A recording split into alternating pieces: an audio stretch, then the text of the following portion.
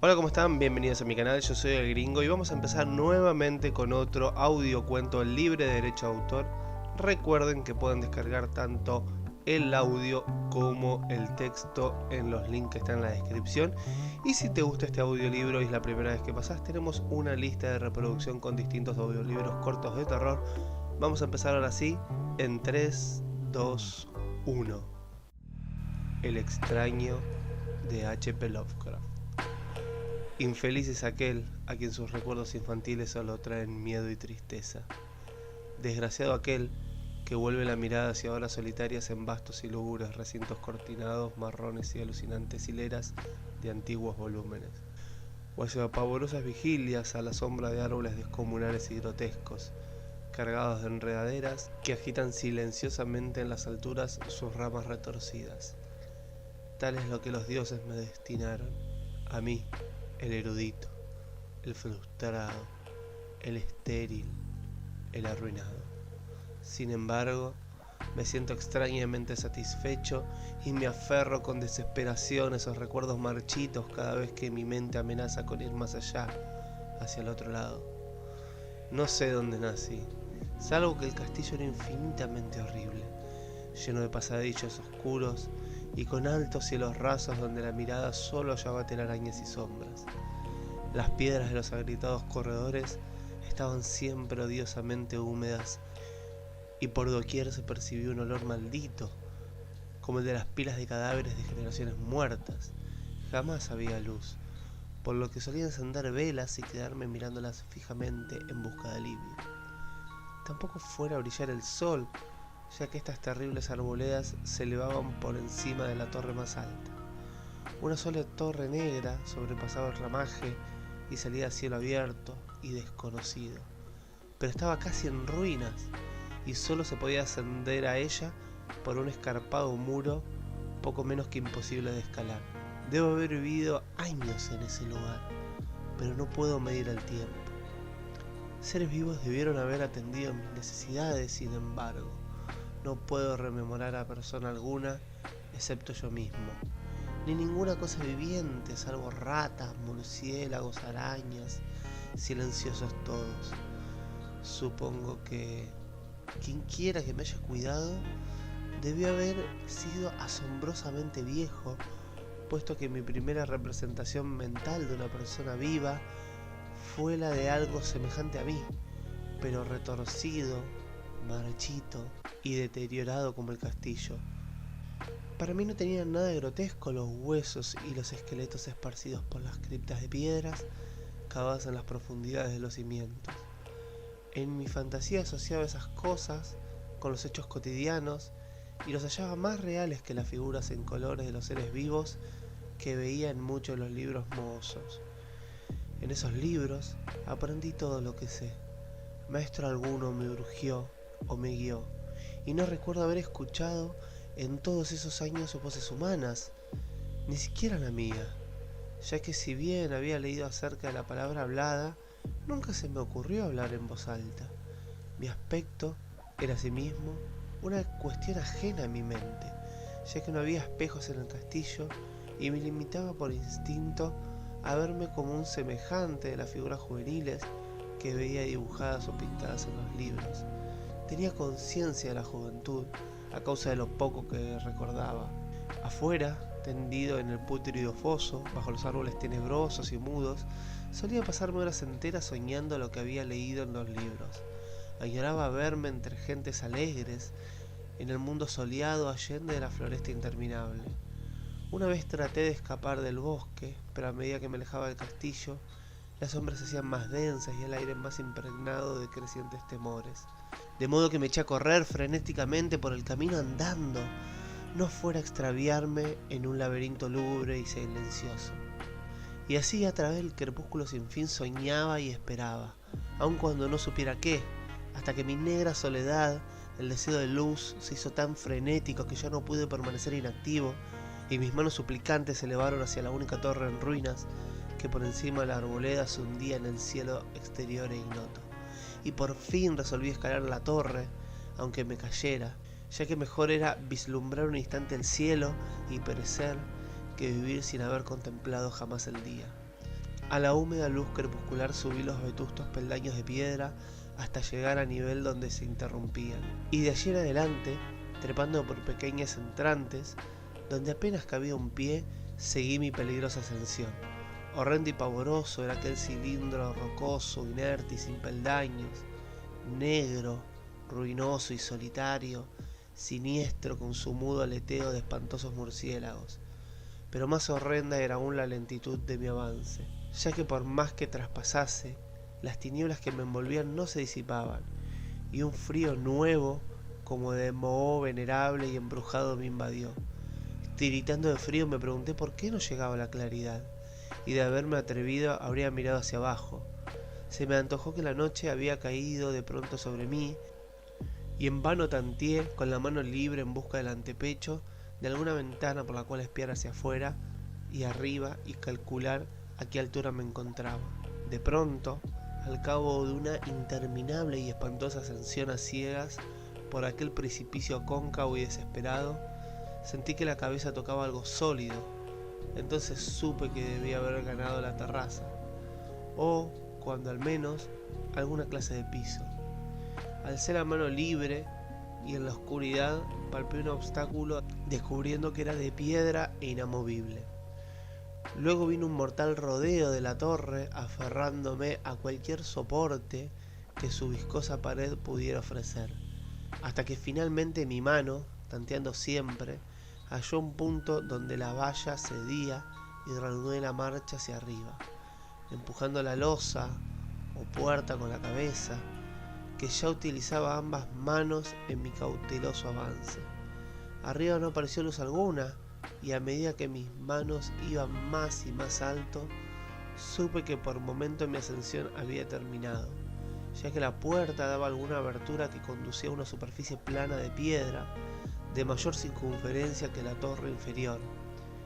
Sin duda el piso de alguna elevada o espaciosa cámara de observación. Me deslicé sigilosamente por el recinto, tratando que la pesada losa no volviera a su lugar, pero fracasé en mi intento. Mientras yacía exhausto sobre el piso de piedra, oí el alucinante eco de su caída, pero con todo tuve la esperanza de volver a levantarla cuando fuese necesario. Creyéndome ya a una altura prodigiosa, muy por encima de las osadías ramas del bosque, me incorporé fatigosamente y tanteé la pared en busca de alguna ventana que me permitiese mirar por primera vez el cielo y esa luna y esas estrellas sobre las que había leído. Pero ambas manos me decepcionaron, ya que todo cuanto hallé fueron amplias estanterías de mármol, cubiertas de aborrecibles cajas oblongas de inquietante dimensión. Más reflexionaba y más me preguntaba qué extraños secretos podía albergar aquel extraño recinto construido a tan inmensa distancia del castillo subyacente.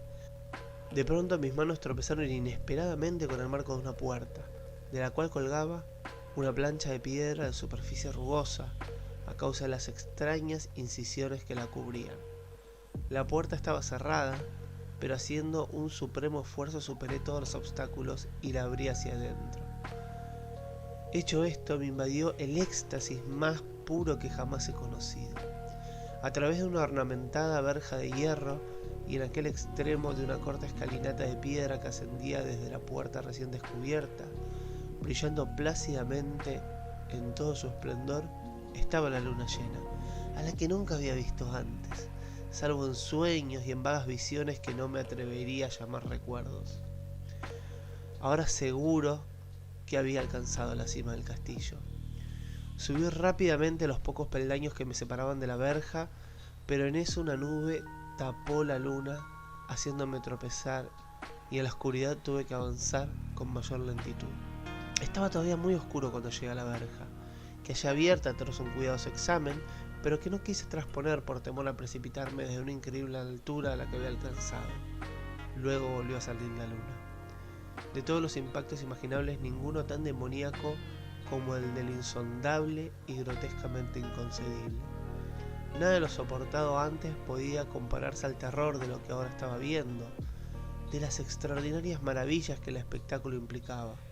El panorama en sí era tan simple como asombroso, ya que consistía meramente en esto: en el lugar de una impresionante perspectiva de copas de árboles, vista desde una altura imponente, se extendía a mi alrededor al mismo nivel que la verja, nada menos que la tierra firme, separada en compartimientos diversos por medio de lajas de mármol y columnas, y sombreada por una antigua iglesia de piedra cuyo devastado capitel brillaba fantasmagóricamente a la luz de la luna. Medio inconsciente abrí la verja y avancé, bamboleándome por la senda de grava blanca que se extendía en dos direcciones. Por aturdida y caótica que estuviera mi mente, persistía en ella ese frenético anhelo de luz. Ni siquiera el pasmoso descubrimiento de momentos antes podía detenerme. No sabía ni me importaba si mi experiencia era locura, enajenación o magia, pero estaba resuelto a ir en pos de la luminosidad y la alegría a toda costa.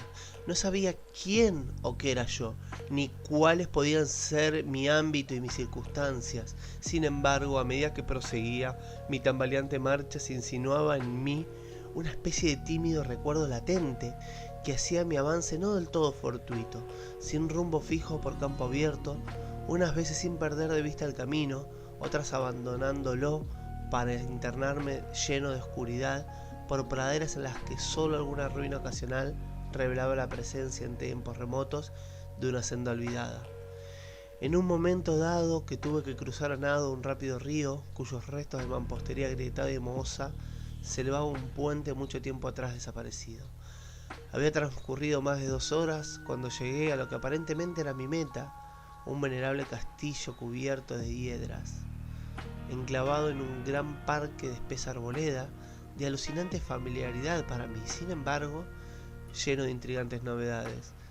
Vi que el foso había sido rellenado y que varias veces las torres que yo bien conocía estaban demolidas, al mismo tiempo que se erguían nuevas salas a las que confundía al espectador. Por lo que observé con el máximo interés y deleite, fueron las ventanas abiertas inundadas de esplendorosa claridad y que enviaban al exterior ecos de la más alegre de las francachelas. Además, hacia una de ellas, miré el interior y vi un grupo de personas extrañamente vestidas que departían entre sí con gran jarana. Como jamás había oído voz humana, apenas si podía adivinar vagamente lo que decían. Algunas caras tenían expresiones que despertaban en mí remotísimos recuerdos, otras me eran absolutamente ajenas. Salté por la ventana y me introduje en la habitación, brillantemente iluminada, a la vez que mi mente saltaba el único instante de esperanza al más negro de los desalientos. La pesadilla no tardó en venir, ya que, no bien entré, se produjo una de las más aterradoras reacciones que hubiese podido concebir. No había terminado de cruzar el umbral cuando cundió entre los presentes un inesperado y súbito pavor de horrible intensidad, que distorsionaba los rostros y arrancaba de todas las gargantas los chillidos más espantosos. Me desbandé en general, y en medio del griterío y del pánico varios sufrieron desmayos, siendo arrastrados por los que huían enloquecidos. Muchos se taparon los oídos con las manos y corrían a ciegas llevándose por delante, derribando los muebles, dándose contra las paredes en su desesperado intento de ganar alguna de las numerosas puertas. Solo y aturdido, en el brillante recinto, escuchando los ecos cada vez más apagados de aquellos espeluznantes gritos, comencé a temblar pensando qué podía ser aquello que me acechaba sin que yo lo viera. A primera vista el lugar parecía vacío, pero cuando me dirigí a una de las alcobas creí detectar una presencia, un amago de movimiento de otro lado, un arco dorado que conducía a otra habitación, similar a la primera. A medida que me aproximaba a la arcada comencé a percibir la presencia con más nitidez, y luego con el primero y último sonido que jamás emití, un aullido horrendo que me repugnó casi tanto como su morbosa causa. Contemplé en toda su horrible intensidad el inconcebible, indescriptible, inenarrable monstruo que por obra de su mera presencia había convertido una alegre reunión en una horda de delirantes fugitivos. No puedo ni siquiera decir aproximadamente a qué se parecía, pues era un compuesto de todo lo que es impuro, pavoroso, indeseado, anormal y detestable. Era una fantasmagórica sombra de podredumbre, decrepitud y desolación, la pútrida y viscosa imagen de lo dañino, la atroz desnudez de algo que la tierra misericordiosa debería ocultar por siempre jamás. Dios sabe que no era de este mundo, o al menos había dejado de serlo, y sin embargo, con enorme horror de mi parte, pude ver en sus rasgos carcomidos, con huesos que se entreveían, una repulsiva y lejana reminiscencia de formas humanas, y en sus enmohecidas y destrozadas ropas, una indecible cualidad que me estremecía más aún. Estaba casi paralizado, pero no tanto como para no hacer un débil esfuerzo hacia la salvación. Un tropezón hacia atrás que no pudo romper el hechizo en que me tenía apresado aquel monstruo sin voz y sin nombre. Mis ojos embrujados por aquellos asqueantes ojos vítreos que me miraban fijamente se negaban a cerrarse. Y si bien el terrible objeto, tras el primer impacto, se veía ahora más confuso, traté de levantar la mano y disipar la visión, pero estaba tan atontado que el brazo no respondió por entero a mi voluntad. Sin embargo, el intento fue suficiente como para alterar mi equilibrio y, bamboleándome, di unos pasos hacia adelante para no caer. Al hacerlo adquirí de pronto la angustiosa noción de la proximidad de la cosa, cuya inmunda respiración tenía casi la impresión de oír. Por menos que enloquecido, pude no obstante adelantar una mano para detener la fétida imagen que se acercaba más y más, cuando de pronto mis dedos chocaron con la extremidad putrefacta del monstruo extendida por debajo del arco dorado. No chillé, pero todos los satánicos vampiros que cabalgaban en el viento de la noche lo hicieron por mí, a la vez que dejaron caer en mi mente una avalancha de amonodantes recuerdos. Supe en ese instante todo lo ocurrido, recordé hasta más allá del terrorífico castillo y sus árboles, reconocí el edificio en el cual me hallaba, reconocí lo más terrible, la impía abominación que se erguía ante mí, mirándome de soslayo mientras apartaba de los suyos mis dedos manchados. Pero en el cosmos existe el bálsamo además de la amargura, y ese bálsamo es el olvido. En el supremo horror de ese instante olvidé lo que me había espantado, y el estallido del recuerdo se desvaneció en un caos de reiteradas imágenes. Como entre sueños salí de aquel edificio fantasmal y execrado, y eché a correr rauda y silenciosamente a la luz de la luna. Cuando retorné al mausoleo de mármol y descendí los peldaños, encontré que no podía mover la trampa de piedra. Pero no lo lamenté, ya que había llegado a odiar el viejo castillo y sus árboles. Ahora cabalgo junto a los fantasmas burlones y cordiales, al viento de la noche, y durante el día juego entre las catacumbas de Nefreka, el recóndito y desconocido valle de Hadot, a orillas del Nilo.